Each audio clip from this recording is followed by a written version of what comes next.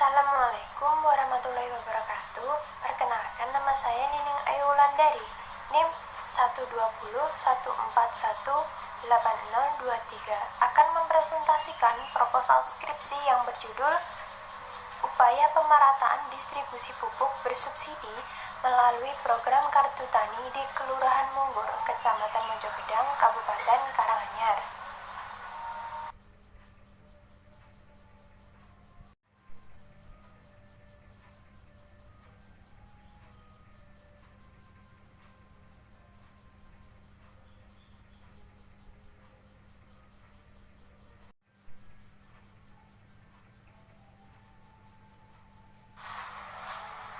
Rumusan masalah: bagaimana implementasi program Kartu Tani di Kelurahan Munggur, Kecamatan Mojogedang, Kabupaten Karanganyar?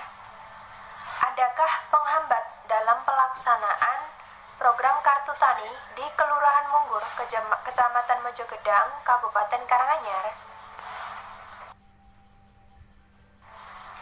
Tujuan penelitian: untuk mengetahui bagaimana implementasi program Kartu Tani di Kelurahan Munggur, Kecamatan Mojogedang, Kabupaten Karanganyar. Untuk mengetahui adakah penghambat dalam pelaksanaan program Kartu Tani di Kelurahan Munggur, Kecamatan Mojogedang, Kabupaten Karanganyar.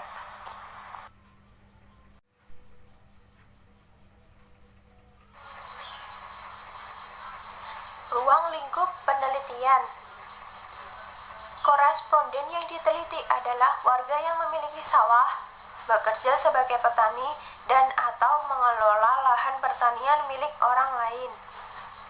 Koresponden bertempat tinggal di Kelurahan Munggur, Kecamatan Mojogedang, Kabupaten Karanganyar. Persepsi dan pandangan masyarakat terhadap adanya program Kartu Tani. Implementasi pelaksanaan program Kartu Tani di Kelurahan Munggur, Kecamatan Mojogedang, Kabupaten Karanganyar. Faktor penghambat pelaksanaan program Kartu Tani di Kelurahan Munggur, Kecamatan Mojogedang, Kabupaten Karanganyar.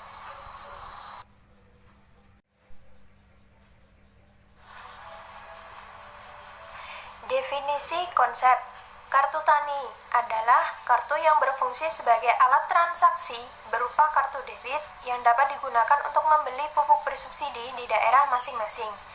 Pemerataan distribusi. Pemerataan distribusi dimaksudkan agar barang subsidi diberikan kepada pihak yang tepat, maksudnya layak untuk menerima subsidi atau bantuan.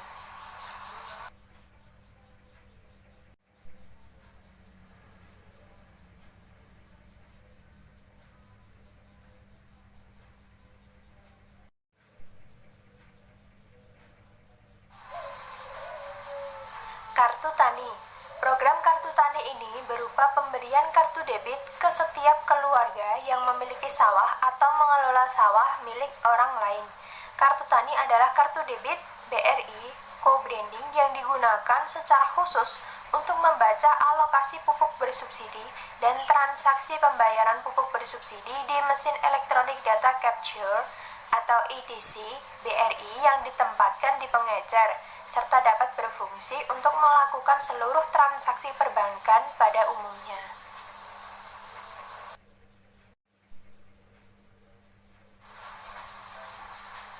Implementasi program Kartu Tani. Pihak yang terlibat dalam program Kartu Tani adalah petani, kios pengecer, pemerintah, dan Bank BRI. Kartu Tani pertama kali dikeluarkan oleh pemerintah pada tahun 2017, di mana program ini merupakan program langsung dari pemerintah pusat. Kartu Tani ini bertujuan untuk mensejahterakan kaum petani dan juga membantu menaikkan produksi hasil pertanian, karena melalui Kartu Tani ini, para petani bisa membeli pupuk bersubsidi dengan harga murah sesuai dengan garapan sawah. Pemilik Kartu Tani ini juga bisa meminjam untuk penggarapan sawah ataupun dana untuk membuka usaha. Faktor-faktor yang mempengaruhi pelaksanaan program Kartu Tani. Faktor internal. Faktor internal yang mempengaruhi pelaksanaan program Kartu Tani adalah kesadaran diri dalam masyarakat terhadap manfaat dan kegunaan dari Kartu Tani. Faktor eksternal. Permasalahan yang dihadapi dalam pelaksanaan Kartu Tani di Kelurahan Munggur, Kecamatan Mojogedang, Kabupaten Karanganyar, apabila dari dilihat Apabila dilihat dari aspek petani, masalah yang dihadapi adalah masih banyak petani yang belum paham betul tentang kartu tani, kurangnya dukungan media informasi, kurangnya peranan perangkat desa untuk menunjang program kartu tani, serta adanya data yang belum update sehingga perlu pendataan ulang.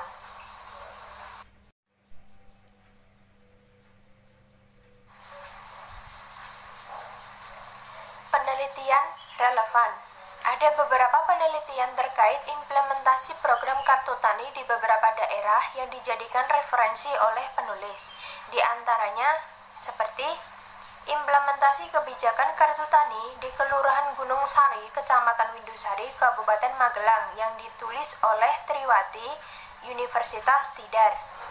Analisis efektivitas program kartu tani di Kecamatan Banjarnegara, Kabupaten Banjarnegara yang ditulis oleh Mutiara Latifah Asyari dan Dr. Diah Haryani dari Universitas Diponegoro. Persepsi petani padi terhadap pemanfaatan kartu tani di Desa Kasesi, Kecamatan Kasesi, Kabupaten Pekalongan yang ditulis oleh Amalia Widya Pangestika dari Universitas Muhammadiyah Yogyakarta. Pengaruh implementasi kartu tani terhadap efektivitas penyaluran pupuk bersubsidi di Kabupaten Kendal, Jawa Tengah yang ditulis oleh Lutfil Chakim, Amzul Rifin, dan Bunasor Sanim dari Sekolah Bisnis IPB. Strategi optimalisasi penggunaan kartu tani di Desa Kalisalak dan Desa Sidomulyo, Kecamatan Limpung, Kabupaten Batang yang ditulis oleh Ismi Asida dari Universitas Negeri Semarang.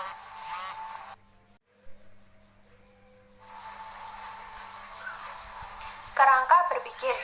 Provinsi Jawa Tengah dalam rangka membangun sektor pertanian meluncurkan kartu tani untuk menjamin ketersediaan dan distribusi pupuk bersubsidi agar dapat diterima secara benar oleh petani yang berhak. Penelitian ini dilakukan di Kelurahan Munggur, Kecamatan Mojogedang, Kabupaten Karanganyar. Yang diteliti adalah implementasi dari pelaksanaan program kartu tani yang merupakan program dari pemerintah dalam upaya pemerataan distribusi pupuk bersubsidi sejak tahun 2017.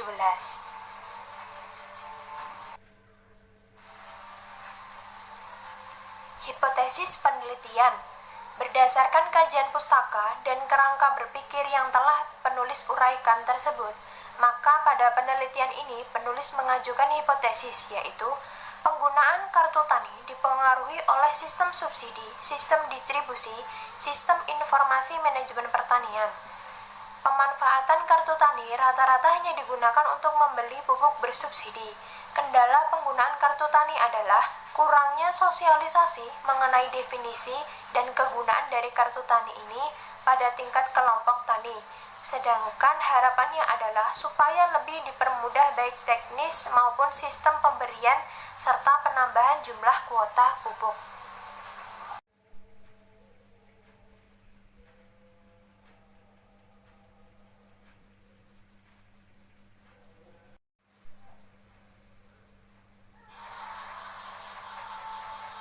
Pendekatan dan jenis penelitian. Penelitian kualitatif dengan pola deskriptif yang dilakukan bermaksud menggambarkan secara sistematis fakta dan karakteristik objek atau subjek yang diteliti secara tepat. Peneliti di sini bertindak sebagai pengamat. Peneliti hanya membuat kategori pelaku, mengamati gejala, dan mencatat dalam buku observasinya. Peneliti tidak mencari atau menjelaskan hubungan, tidak menguji hipotesis atau membuat prediksi.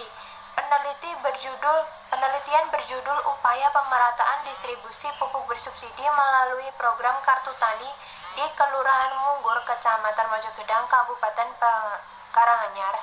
Maka penelitian ini merupakan penelitian deskriptif kualitatif.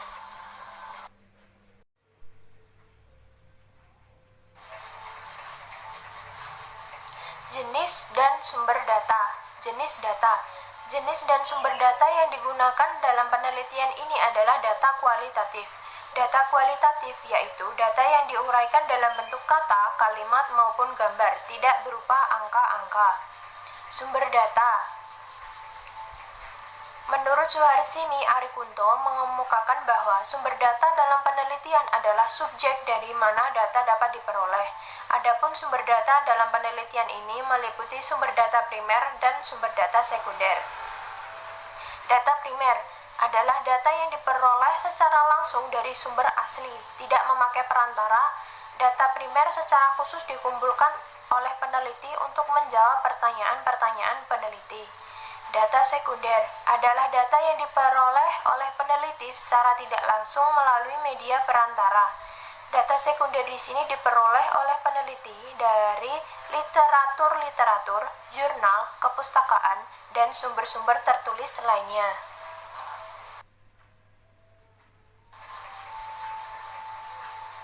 Waktu dan tempat penelitian. Penelitian ini dilakukan di Desa Munggor, Kecamatan Mojogedang, Kabupaten Karanganyar. Penelitian dilaksanakan mulai 1 Juli 2021 hingga 28 September 2021.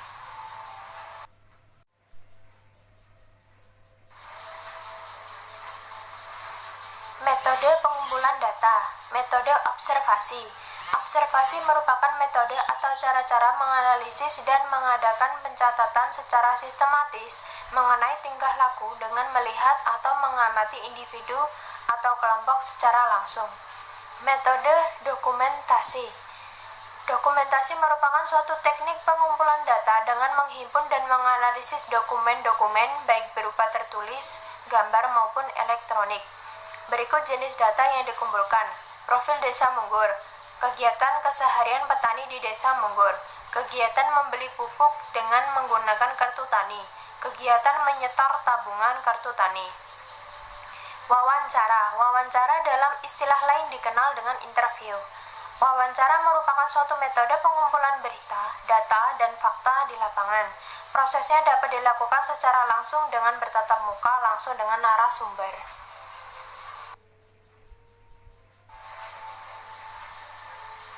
Responden penelitian. Dalam penelitian ini diambil dua subjek yang dianggap mampu memberikan data yang peneliti inginkan. Sebelumnya peneliti memberikan kriteria terhadap subjek penelitian.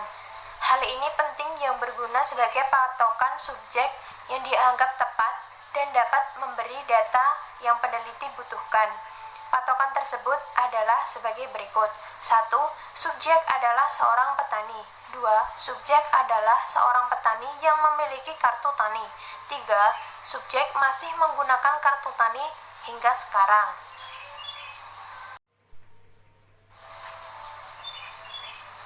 Metode analisis. Model analisis data dalam penelitian ini mengikuti konsep yang diberikan Miles dan Huberman.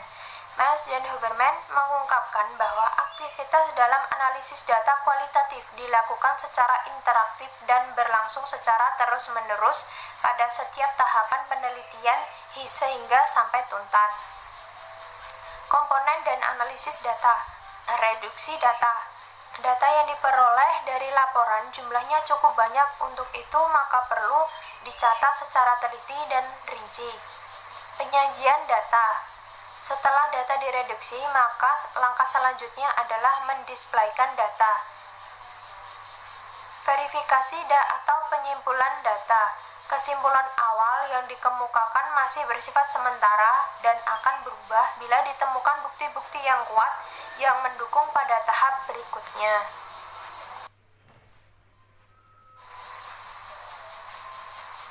Keabsahan data. Ketekunan pengamatan, yakni serangkaian kegiatan yang dibuat secara terstruktur dan dilakukan dengan serius dan berkesinambungan terhadap segala realistis yang ada di lokasi penelitian dan untuk menemukan ciri-ciri dan unsur-unsur di dalam situasi yang sangat relevan dengan persoalan atau peristiwa yang sedang dicari. Kemudian difokuskan secara terperinci dengan melakukan ketekunan pengamatan mendalam. Triangulasi data, yakni teknik pemeriksaan keabsahan data yang memanfaatkan sesuatu yang lain di luar data yang terkumpul untuk keperluan pengecekan atau sebagai pembanding terhadap data-data tersebut. Hal ini dapat berupa penggunaan sumber, metode penyidik, dan teori.